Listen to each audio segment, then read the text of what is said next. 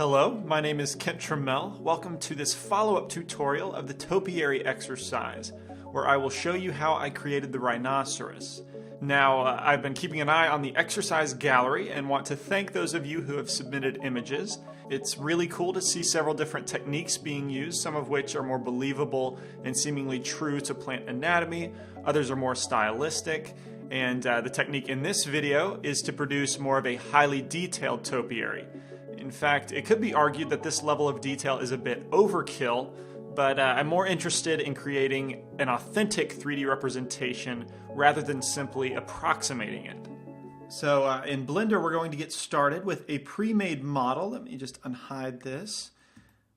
This model is the rhinoceros shape that will be governing the overall form of our bush that makes it a topiary. And this is a very simple model that I sculpted out of a sphere using dynamic topology, where I don't care about triangles versus quads. All I care about is the form itself. And I didn't waste time dealing with fine details at all, because being a topiary, the details will be washed out. But I'm hoping to get lucky around the face so we can possibly make out some nostril shapes, an eye, or well, two eyes, I guess, on both sides, and also a mouth crease. I'm hoping those might show up in the topiary, but slim chance. And in the end, this geometry will not be rendered at all. It will only be used as a guide throughout this entire process. And in order to make my life easier, the geometry is one solid piece and it is watertight. This was ensured, again, by sculpting from a sphere with dynamic topology.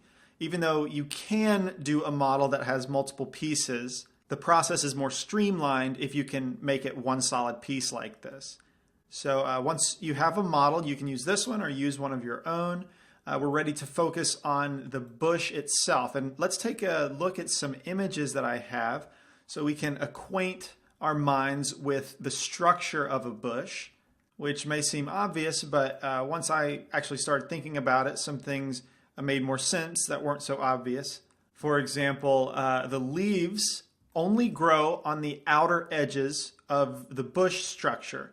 Whereas when I first thought about topiaries, thought about bushes, I kind of think that the entire volume is made up of leaves, but that's not the case. As we can see in this image, it's very dark within the volume of the bush, so without sunlight, leaves wouldn't be able to survive, but something has to hold this bush together, and that is through a network of branches like we see here.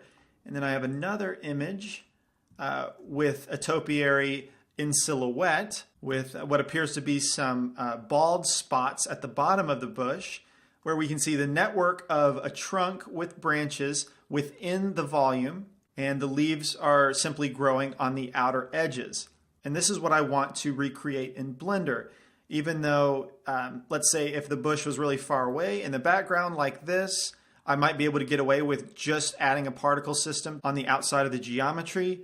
That's not actually how a bush is constructed or how a topiary is constructed. So if I wanted to be closer and just more authentic to a bush, I'm going to have to create this internal structure of branches. And I'm going to do this with a built-in add-on called Adhesion. And it's included with current Blender versions, but we'll have to enable it. So let's jump into the user preferences, into the add-ons panel. And in the search bar, let's type in Ivy. And you should see Add Curve Adhesion. Let's enable that add-on. Close out of user preferences. And the way that this add-on works is if I click to adjust the position of my cursor, the default behavior in Blender is to snap the cursor to the surface of geometry. So that works good in conjunction with Adhesion. So if I click at this point on the mesh and hit Shift A to add a new piece of ivy, it can be found in the curve menu all the way at the bottom called Add Ivy to Mesh.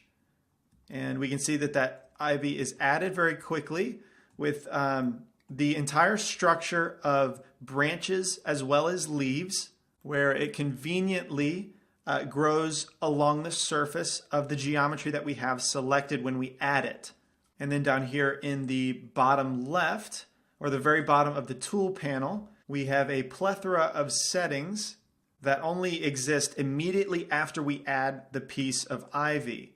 For example, if I choose to move my rhinoceros and then Alt-G to move it back to the original place, you'll notice that we don't get those settings anymore. So be aware of that. Now let's delete the ivy as well as the leaves. And let's add that again. Shift-A, curve, add ivy to mesh. And we're able to adjust these settings now. I suppose we'll just go down the list, starting at the top where we have Update Ivy, and we'll need to click this anytime we change something. So in the generation settings, let's change the random seed, and you'll notice that nothing happens until we click Update. So anytime we change a setting, be sure to click Update, and then we have Add New Ivy. This allows me to add a second piece alongside the first one during this same operation. So add ivy to click and add another one, but understand that the settings that we change will only affect this new piece. And then we have a third button over here called Add New Default Ivy. And to be honest, I've never actually clicked this, so let's do it and see what happens. And yeah, it looks like it kind of does the same thing as Add New Ivy. All right, below that we have Grow Leaves, and this is a simple toggle. So we can turn off leaf generation. If we update the ivy now, it's just the branches. And even though it's extremely convenient that it will create the leaves, you'll notice that it's simple flat planes which have UVs where we can assign a simple leaf texture to it, which is great, except that when we get closer to the ivy, the fact that the plane is flat stands out a lot when rendered. Whereas I would like to have just a little bit of depth and dimension to the leaf. So for this rhino topiary, I'm going to leave our leaves turned off. And then below that we have our generation settings. And the first one, random seed. This will simply randomize the overall look of the generated ivy with each number being different. Below that we have maximum time. And this is a way to optimize our ivy generation, because depending on how we have all of these settings set up and interacting with one another, the ivy generation can take a while. For example, in our branch probability, which is basically the density and how many branches are going to be created, if there's a lot, that takes the computer a while to calculate. And I know when I was exploring this technique, some of my ivy generations could take as long as 3 to 5 minutes.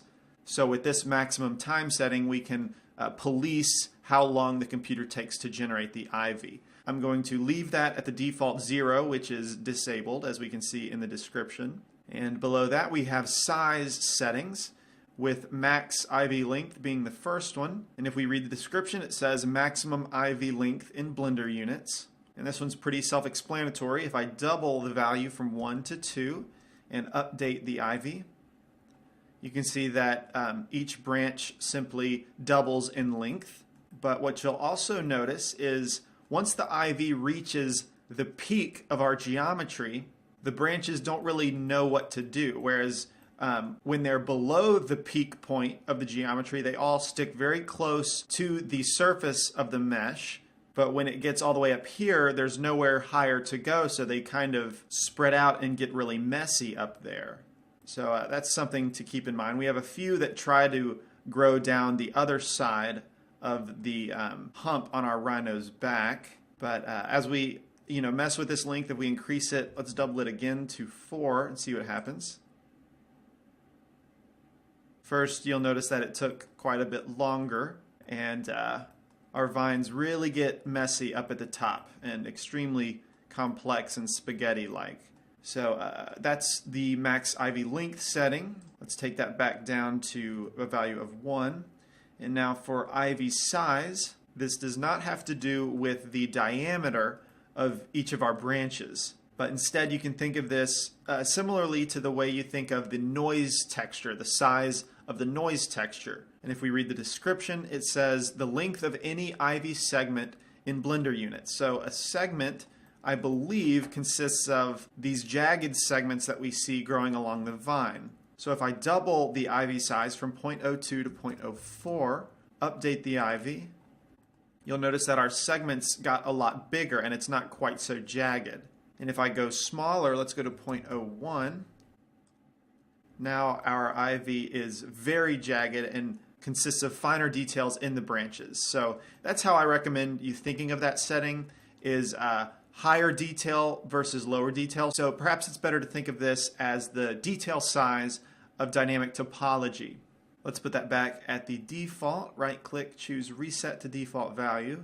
Now for the max float length, let's first read the description. The maximum distance that a branch can live while floating. This one's pretty well explained by the description, and a shout out to the developer because each of these settings has very intuitive descriptions. It's documented very well. And this max float length has to do with the branches that leave the surface, like this branch right in here, where it touches the surface in this section, but then it breaks off and then it comes back to the surface over here.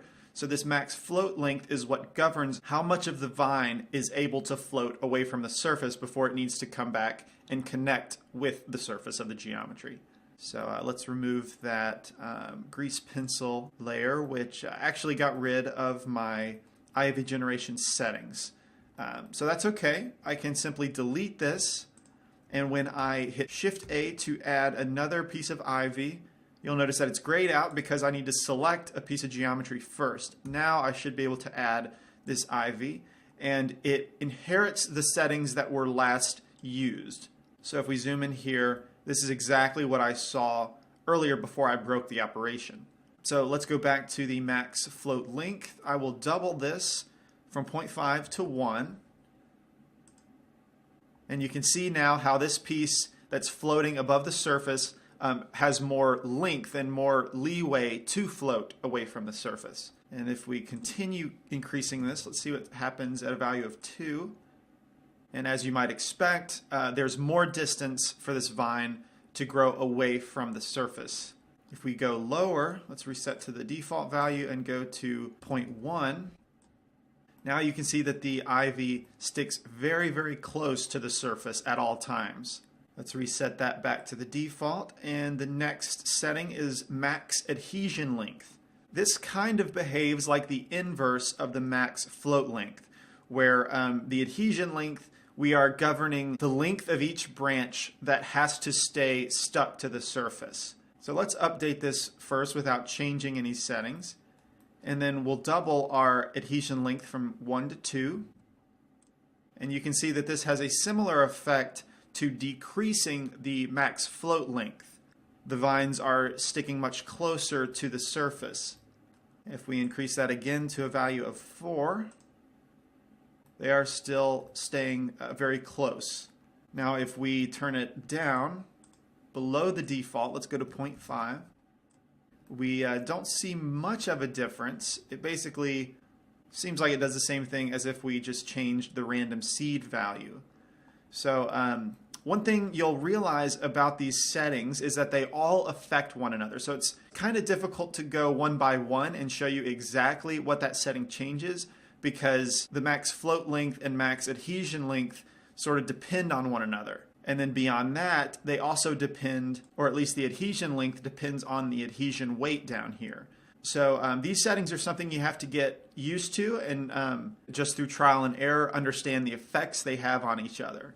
But I will reset that back to the default, update the ivy, and move on to our weight settings.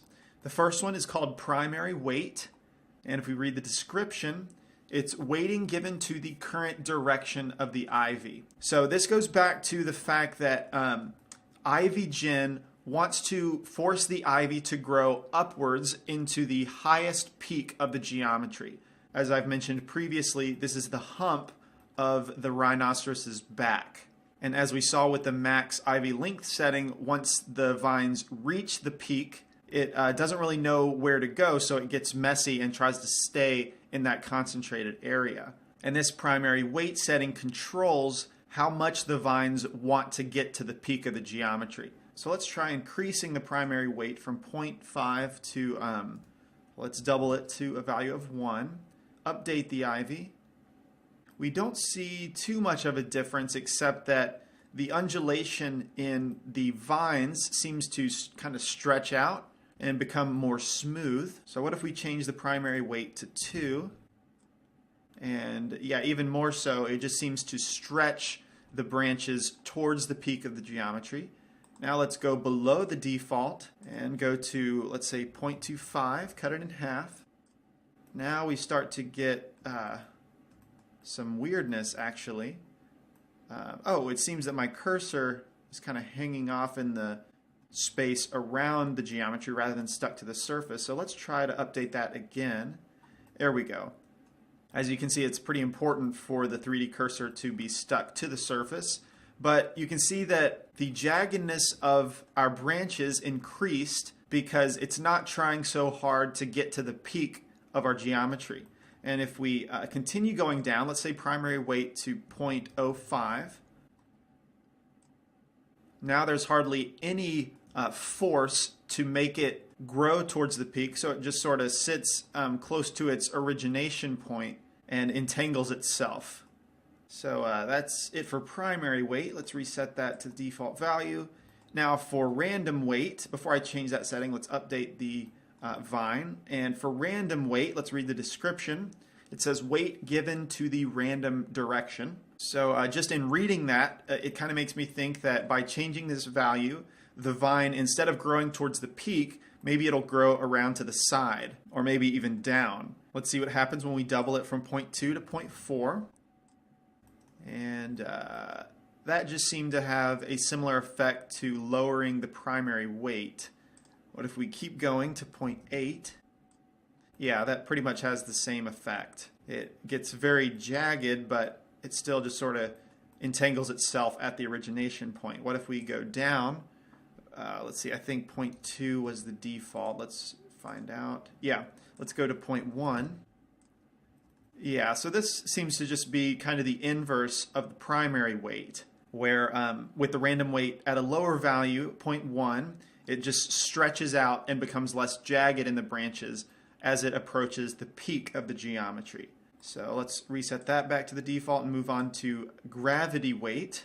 This is pretty self-explanatory, weighting given to the gravity direction. So this also should behave similarly to lowering the primary weight value. Let's try by, well, first let's update the IV to more of a default setting. There we go. Now change the gravitational weight to, let's go to a value of 2.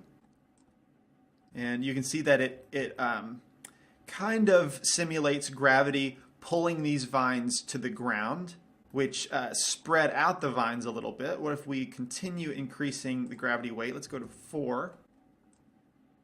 And yeah, it still tries to pull it down, but I'm not seeing it grow down, which is something I feel like I would expect to see from gravity weight, to where the vines would start growing down kind of like this.